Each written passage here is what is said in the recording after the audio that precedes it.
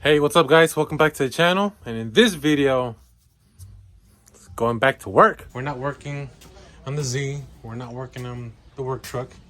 Now we're working on this car right here. So we got a no crank, no start issue on this car right here. The battery seems to be good. Most likely means that's the starter. So we're gonna go ahead and show you guys how to replace the starter. Obviously you have to lift the car, jack it up, jack stands, the whole thing. Let's just go ahead and take off the wheel. Once you take your wheel off, as you can see, this is the passenger side, by the way, but this is the starter right here. That's the starter. So in order to take it off, it's literally just, where is it? I'm trying to see here. There's a bolt here going this way, and I believe it's this other bolt going the other way. That's pretty much it. Just to take out the starter, obviously there's a connector, which is this one over here. There's a power wire, and there's this connector over here. So let's go ahead and take them off. Obviously the first thing you want to do before you touch any of that is disconnect the battery, the power and the negative, just for good measure. All right, so this little nut right here, I took it off. That's a 12 millimeter, that nut right there. The bolts should be 14 millimeter. All right guys, so we already taken it out. It's not too bad. Probably the hardest part is just figuring out what the bolts are. But there's a little bracket that holds this little connector here, and the little bracket holds the starter, which is this bolt, I believe. So it's just literally this one and this one, the little nut and the little connector. I accidentally took off a 17 millimeter bolt, but I'm assuming it's just the trans bell housing bolt, so I'm just gonna go ahead and put that one back in. But now that this one's off, let's go ahead and go to the parts store and get a new one, wrap this thing up. This is aftermath right here. This is where it goes, right there. It's a connector. We're rolling in this. Let's go. And we are back with our new starter. Looking clean, looking fresh. Let's go ahead and drop this thing back in.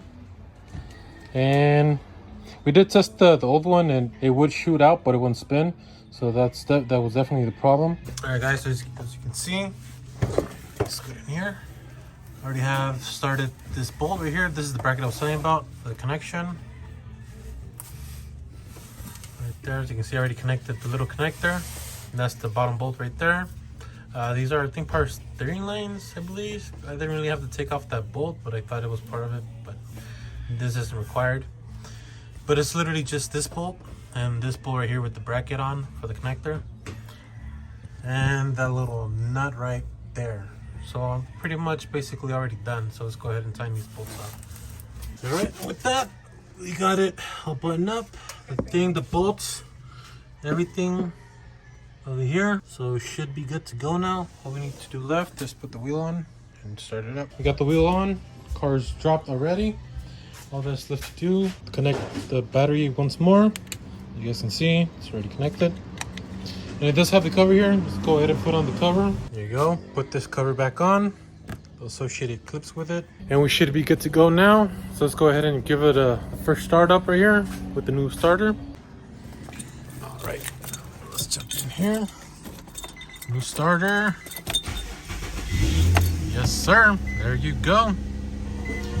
Not bad for 194,000 miles. Holy crap.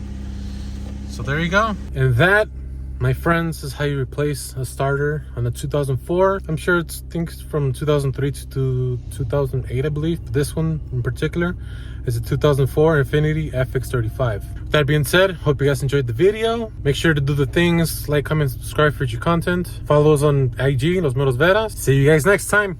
Peace.